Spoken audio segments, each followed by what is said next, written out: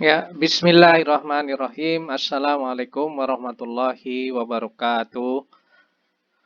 Kita lanjutkan materi ke-7 sebelum UTS. Analisis faktor eksploratory.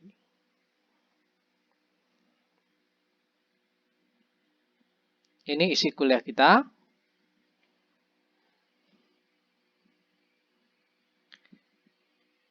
Analisis faktor eksploratory atau exploratory factor analysis atau sering juga disebut atau disingkat EVA adalah suatu teknik interdependensi karena tidak ada pembagian variabel menjadi variabel bebas dan variabel tidak bebas. Analisis faktor eksploratory bertujuan mengelompokkan beberapa variabel. Variabel ini juga disebut sebagai variabel manifest atau variabel indikator, atau ada yang cukup menyebut manifest indikator, yaitu adalah variabel yang memiliki kemiripan untuk dijadikan satu faktor. Faktor ini sering disebut konstruk atau variabel laten. Sehingga semua variabel dapat diringkas menjadi beberapa faktor utama. Cukup jelas ya, mengelompokkan beberapa variabel yang memiliki kemiripan untuk dijadikan jadi satu faktor. Oke, itu kata kuncinya. Ilustrasinya begini, ya. Ini variabel yang kita amati. Di faktor analisis atau analisis faktor eksploratory, variabel itu sering ditulis sebagai Y, bukan X. Ada juga yang pakai X, ya. Di sini kita nanti pakai Y. Jadi variabel yang kita amati, yang kita teliti adalah Y1, Y2, Y3, Y4, Y5, Y6, Y7. Ini ada 7 variabel. Nah, 7 variabel itu akan kita kelompokkan menjadi beberapa faktor. Contoh di sini 2 faktor, F1 dan F2. Ya, ini kalau di sini namanya observe. Kemudian ada laten, ya. Oke. Nah, coba perhatikan panah-panahnya. Proses analisis faktor eksploratory adalah kita mencari nanti bahwa F1 itu merupakan dan F2 itu, ya ini F1 ke sini, F2 ke sini. Y1 nanti akan kita tulis menjadi persamaan linear dari F1 dan F2. Ya. Dan di sini ada errornya. Sehingga persamaannya menjadi seperti ini. Ini yang tadi ya. Y1, Y2 sampai Y7. Ya. Y1 saya tulis sebagai kombinasi linear dari F1 dan F2. B10, B11, F1, B12, F2, dan E1. Oh ini maaf, ini belum saya ganti. Ini harusnya E2 dan E7 ya. Ini bukan E1 ya. Nanti saya koreksi. Ya. Jadi ini kita akan mencari ya persamaan atau kombinasi linear seperti ini. Berapa nilai B10, B11, B12, dan seterusnya. Nah, B10, B11, dan seterusnya nanti kita sebut sebagai faktor loading. Ya, nanti akan sampai. Oke, itu ide analisis faktor ya, sekali lagi ya. Analisis faktor itu merupakan teknik data reduction. Jadi nanti dari misalkan 15 variabel akan direduksi hanya terdiri dari 3 faktor. Nah, gitu. Jumlah sampel dalam analisis faktor minimal 50. Ada yang mengatakan ukuran sampel dalam analisis paling sedikit 5 kali jumlah variabel yang diamati. Ya. atau gunakan rasio 10:1, 10 sampel untuk satu variabel. Jadi kalau kita mengamati 7 variabel seperti tadi, maka kita harus punya 70 sampel data pengamatan. Oke ya, ini beberapa aturannya. Kemudian ini untuk mempertegas, memperjelas apa itu analisis faktor eksploratory. Analisis faktor eksploratory itu merupakan analisis faktor untuk mengidentifikasi hubungan antar variabel dalam membangun sebuah faktor. Ya. Nah, dalam hal ini peneliti tidak memiliki informasi awal atau hipotesis harus dikelompokkan ke dalam faktor mana saja sekelumpulan variabel yang ada. Seperti tadi ya, ada Y1 sampai Y7 kita nggak ngerti, makanya semua panah F1, F2 itu mengarah ke Y1 sampai Y7. Jadi peneliti berangkat dari variabel, kemudian membentuk faktor. Variabel satu faktor, variabel yang ada dalam satu faktor mungkin overlap dengan faktor lainnya. Tadi digambarkan dalam garis-garis begitu. Nah, nanti kita akan pilih mana yang masuk F1, F2. Nah, F1 dan F2 atau bahkan F3 itu nanti ditentukan atau dibatasi oleh nilai eigen. Ya, nanti kalau dicontoh akan kita ketahui. Nah, ada satu lagi kenapa analisis faktor ini yang kita pelajari sekarang kita sebut sebagai analisis faktor exploratory karena ada istilah analisis faktor konfirmatori, confirm, mengkonfirmasi, ya kira-kira gitu katanya ya, kira-kira begitu. Nah, dalam analisis faktor konfirmatori, peneliti ini sudah memiliki asumsi awal bahwa variabel yang masuk ke dalam faktor tertentu. Jadi sudah punya. Jadi misalkan variabel Y1 sampai Y3 masuk F1. Ya. 4, 5, 6, 7 masuk F2. Nah, kalau sudah ada begitu, itu namanya konfirmatori, maaf. Dan dalam hal ini, peneliti telah mengembangkan model hipotesis berdasarkan kerangka teoritis atau penelitian sebelumnya yang menjadi acuan. Kemudian tujuannya adalah menguji apakah variabel-variabel yang sudah dikelompokkan berdasarkan faktor tertentu konsisten berada dalam faktor tersebut atau tidak. Dan juga untuk menguji apakah data fit dengan model yang dibentuk sebelumnya atau tidak. Nah, analisis faktor konfirmatori ini biasanya merupakan bagian dari Structural Equation Modeling. SEM ini nanti akan kita pelajari setelah UTS di pertemuan ke-9. Jadi setelah ini kita akan belajar SEM setelah UTS. Ini bedanya exploratory yang tadi ya. Kalau di sini item, ya item maksudnya variabel 1, Y1 dan seterusnya. Jadi ini garis-garisnya itu dari FA, faktor A dan faktor B, kalau tadi F1, F2 sama saja, itu mengarah ke sini karena di model exploratory kita belum tahu. Ini FA ya, kalau ini CFA, confirmatory factor analysis. Tapi kalau di confirmatory analysis, faktor analisis kita sudah pasti tahu, sudah lewat hipotesa bahwa faktor A itu mengarah ke item 1, 2, 3, 4 atau Y1, Y2, Y3, 4. Faktor B ke Y5, Y6, Y7. Ini bedanya secara visual. Tentu saja nanti perhitungannya juga menjadi berbeda di dalam software. Oke, asumsi. Error, nah tadi kan mempunyai error ya, persamaan regresi. Kombinasi linear tadi itu mempunyai error. Error atau I memiliki sifat independen satu sama lainnya. Jadi E1, E2, E3 itu independen dan variansnya konstan. Faktor yang diamati memiliki sifat independen satu sama lainnya, F1 dan F2 itu independen, dan independen terhadap error.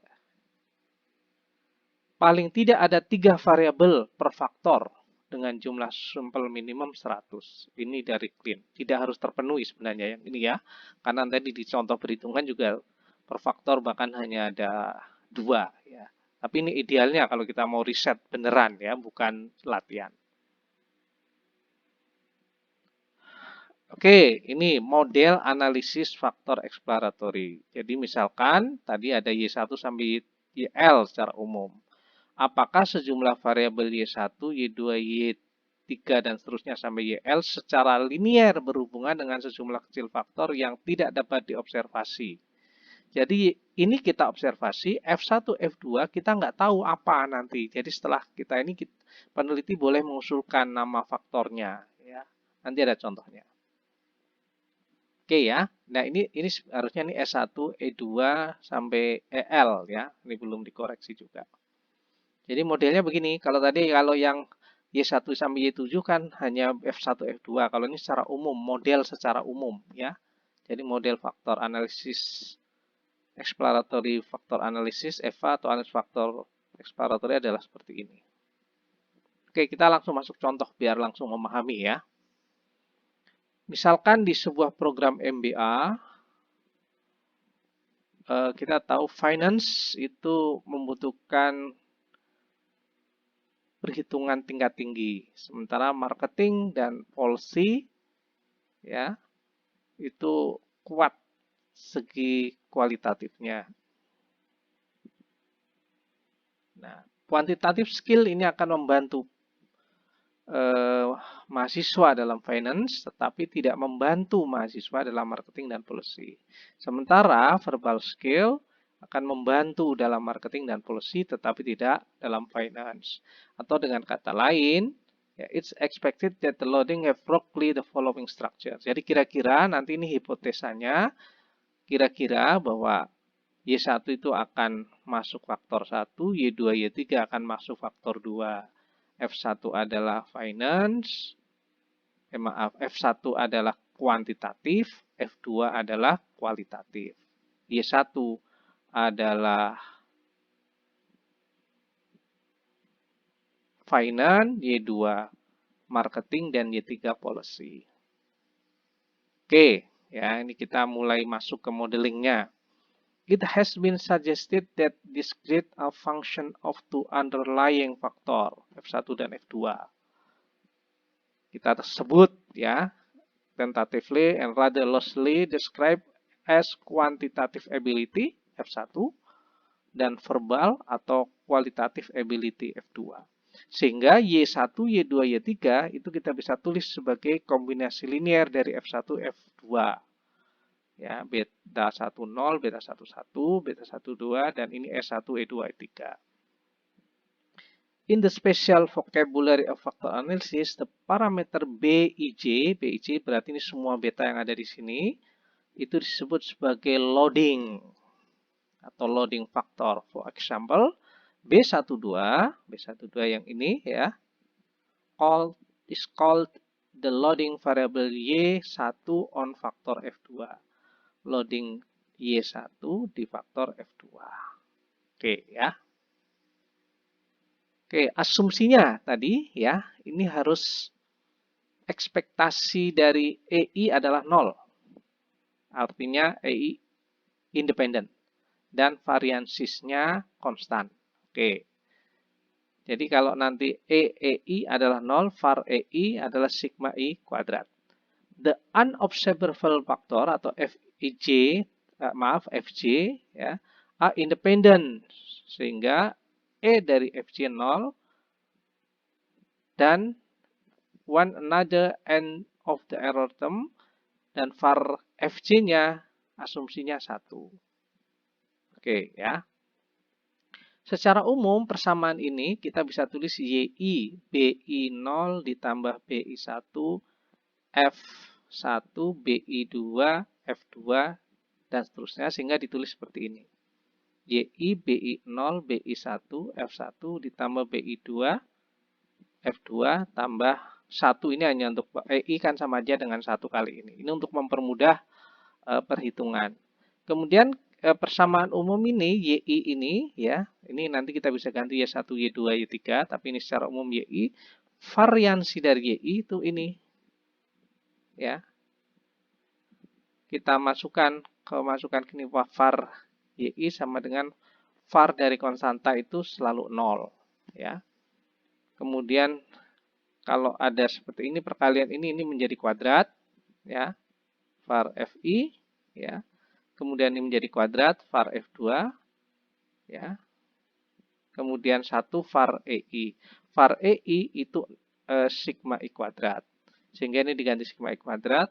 Var F1, var F2, 1, 1. Sehingga hasilnya ini. Var YI adalah secara umum BI kuadrat 1 ditambah BI 2 kuadrat ditambah sigma I kuadrat. Ini variansi BI ini. Oke ya, ini memang agak penurunan matematika. Apa-apa ya. Var YI tadi kita bagi menjadi 2. Yang bagian depan kita sebut communality, yang sigma ini kita sebut specific variance. Oke ya. Nah, tadi kita ketahui bahwa YI secara umum rumusnya ini. Misalkan untuk YJ seperti ini ya, hanya diganti. Kalau tadi kan kita mencari variance-nya, ya. Sekarang kita akan cari covariannya. Kalau varian itu artinya YI dengan YI, kira-kira begitu ya. Kalau covarian itu YI dengan YJ. Nanti kita peroleh namanya matrik varian dan covarian. Ya.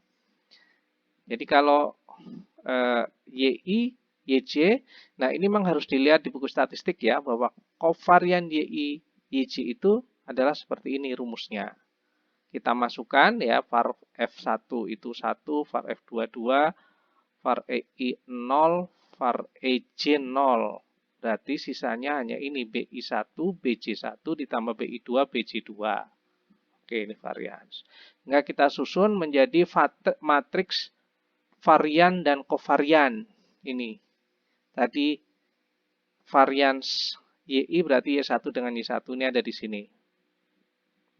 Jadi kalau yang ini ya, kita ganti 1 kan B1 1 kuadrat, B1 2 kuadrat, sigma 1 kuadrat. Ini di sini. Yang ini B2, yang ini B3.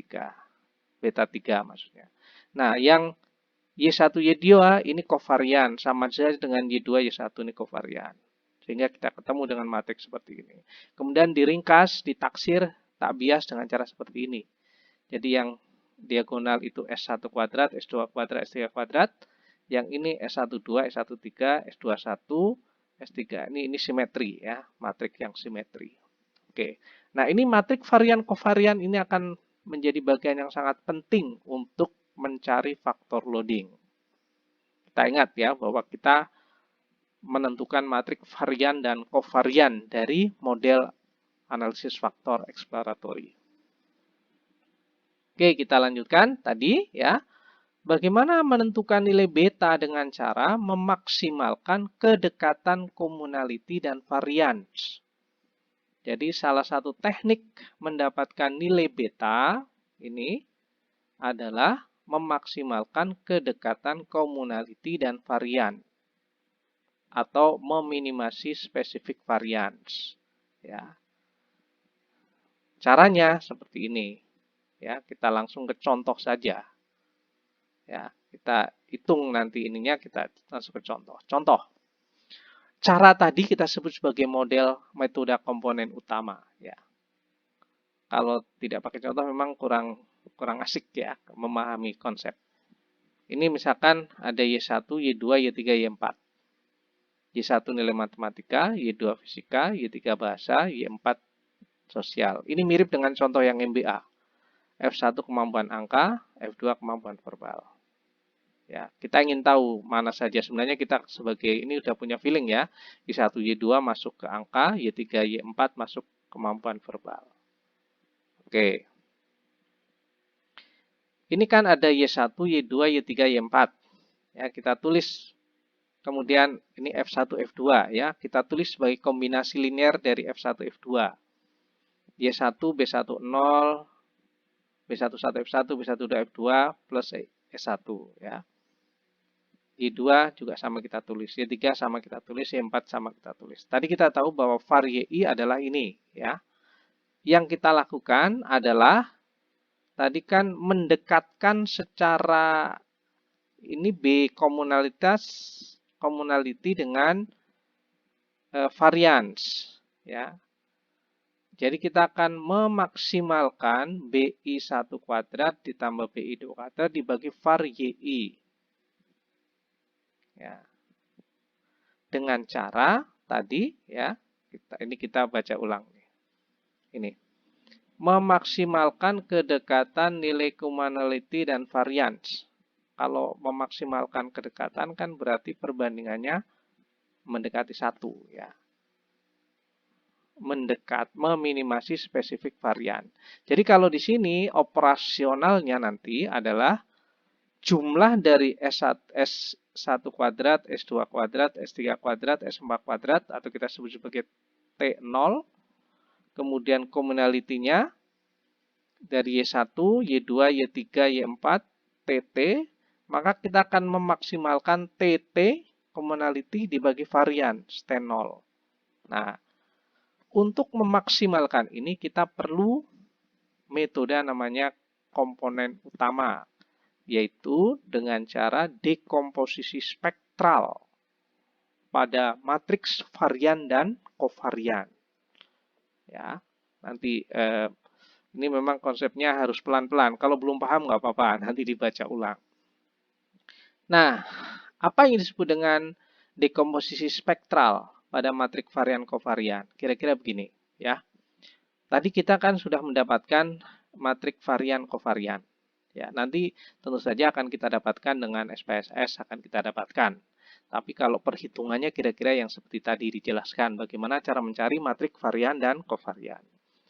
Nah, matriks kovarian, varian dan kovarian ini di sini diberi lambang sigma atau S, ya ini sama saja, ya.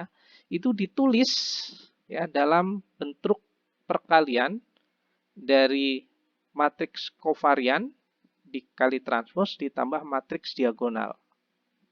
Oke lagi, matriks varian dikalikan transposnya ditambah matriks diagonal.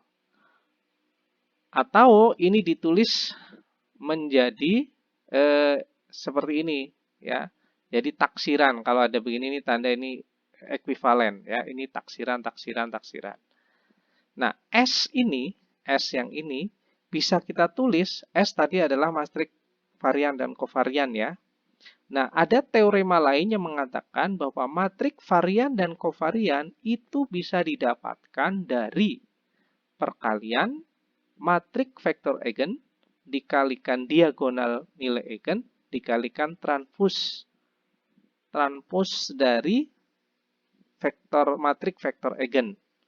Jadi sekali lagi S di sini ditulis menjadi seperti ini. Ini kita biarkan saja ya. Ini ada matriks varian dan matriks diagonal. Kita sekarang fokus ke sini. CD C transpos. Ya. D tadi disebut di sini D adalah matriks diagonal nilai eigen. Nah, ini misalkan ini D-nya seperti ini. Ini nilai eigen yang ada di tengah ini. Ya. Nah, D itu kita pecah menjadi perkalian dua buah matriks dari akarnya. Jadi D-nya kita akar atau pangkat setengah. Ya, ini nilai eigennya di akar.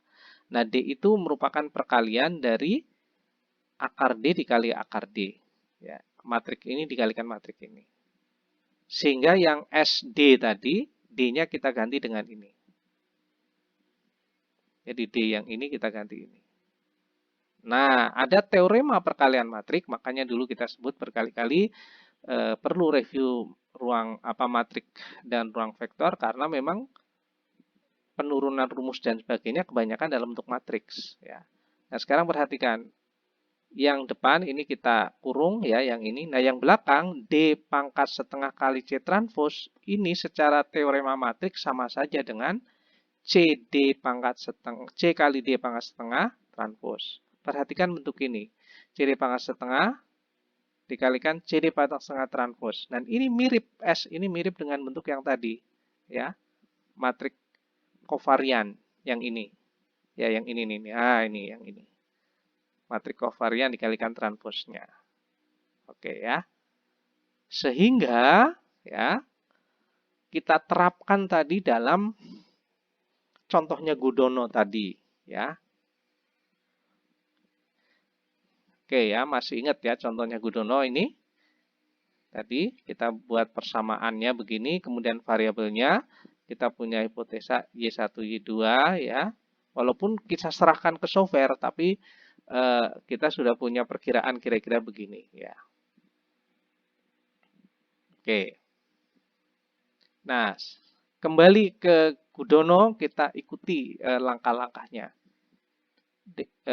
Tadi ini sama ya, kalau tadi itu pakai tanda begini ya, kalau ini pakai tanda beta.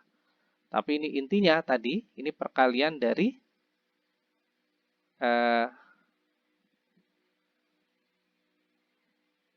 yang ini, bentar. C kali D pangkat setengah. Dan C kali D pangkat setengah ditranspos. Ini yang ini. Yang merupakan eigen ya. Oke ya. Nah yang ini faktor, ini yang matriks diagonal. Sekali lagi ini disebut solusi komponen utama. Nah misal tadi ini datanya ini. Datanya Gudono. Dengan perintah SPSS untuk kovarian matriks, kita dapatkan matriknya ini. Ini matrik varian dan kovarian. Kemudian, dari data ini juga, kita lakukan proses dekomposisi spektral. Yang isinya, sekali lagi ini adalah yang ini, ya, dan ini. Oke, sehingga nanti kita dapatkan, ini yang kita sebut faktor loading, yang dibentuk dari nilai eigen dan vektor eigen. Jadi sekali lagi, ini dikalikan ini itu sama dengan ini. Silakan dicoba ya. Nanti apakah ini dikalikan ini sama dengan ini. Atau yang kalau tadi di sini nih. Ini ya, yang S ini itu sama dengan ini. Oke ya. Nah, jadi inilah faktor loading beta 01, beta 02 dan seterusnya yang ini kita tulis di sini. Ya, tadi Y1, Y2, Y3, Y4 ini faktor loadingnya ya. Beta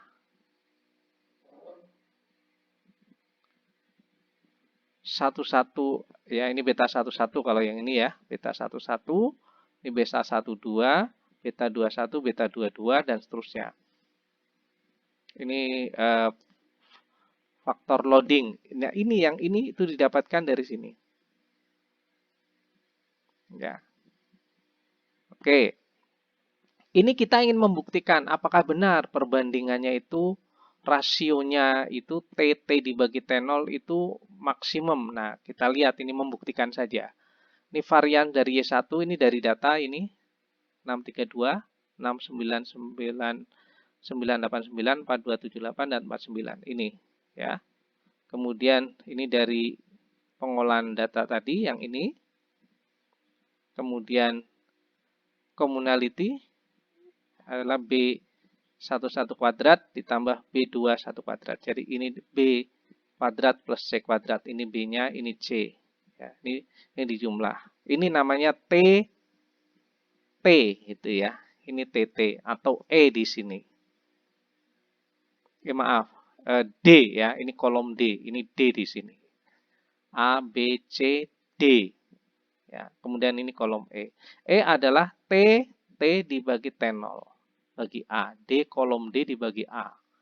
Nah, kalau kita lihat di sini ya jumlahnya itu 0,98 ini adalah jumlah yang paling besar.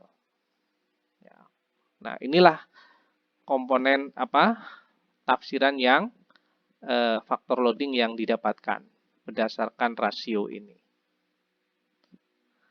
Ilustrasinya itu kira-kira seperti ini tadi. Jadi proses yang ada di dalam. Ada Y1, Y2, Y3, Y4. F1 ke Y1 tadi 245. 245 ini. 2435 maaf. Ya, ini Y1. F1 ini ya. Jadi F1 mengarah ke Y1 atau B11 itu yang ini. F1 mengarah Y2. B21 maaf. Yang ini dan seterusnya ya.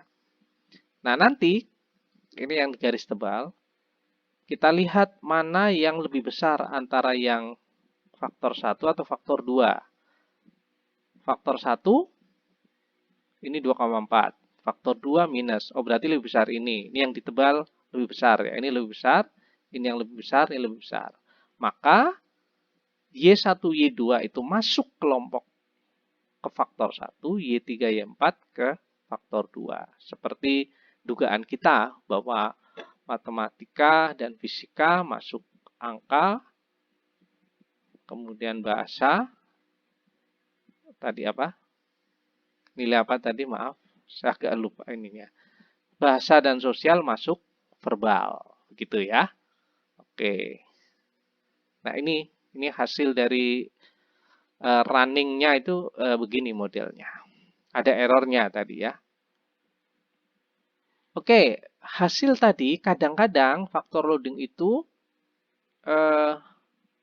perbedaannya kurang tegas atau terlalu kecil sehingga perlu dipertegas. Caranya adalah dirotasi. Ya. Untuk mendapatkan subloading yang lebih sederhana dan mudah diinterpretasikan, yaitu dilakukan proses rotasi. Ada metode ortogonal, di mana sumbu saling ortogonal, masing-masing faktor independen. Ini ada varimak dan kuartimak. Ini tidak saya bahas lebih jauh ya, karena ya matematikanya ya cukup dalam ya. Dan metode oblik tidak harus ortogonal. Cuma nanti ada pilihan di SPSS mau ngambil yang mana gitu ya. Nah, ini varimaknya rumusnya begini ya.